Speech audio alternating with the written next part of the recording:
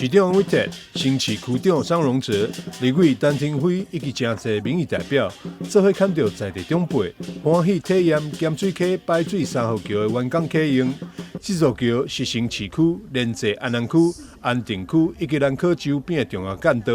旧桥因为年久失修，影响安全和发展，因此市府积极争取经费推动改建。由新市公所发包工程，新桥启用后，不仅缩短通行的时间，将提升通勤便利以及产业运输的效率，也带动了区域发展的动能。新市盐水溪排水3号桥的改建，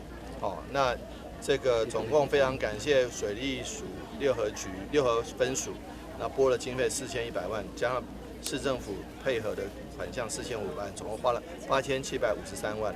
能够完成。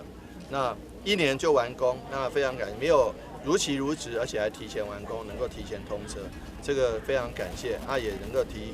供予咱在地民众一个出入足方便的，唔免讲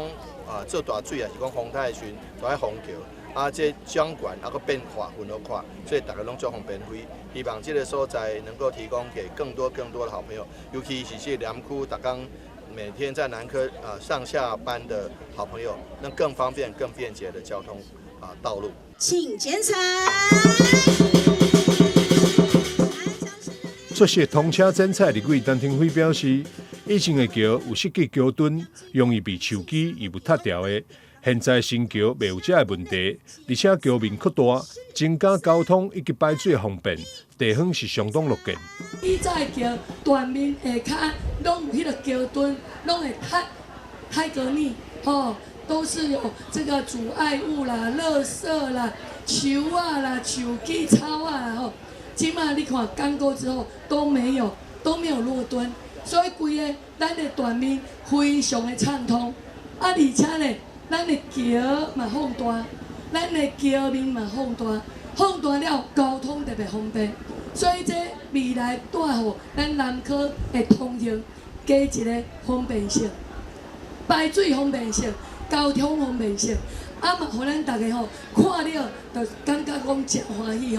这个工程由水利署第来河川局补助经费4173万，加上市府投入配合款3897万，总经费超过8000万。新市公所表示，咸水3号桥全长56公尺，桥宽10公尺，后来以马赛克瓷砖的施工，让入去自行车意向甲城市特产白莲木度上，兼具安全甲美感。市府也将持续落实强牛养护甲管理，确保长期使用的品质。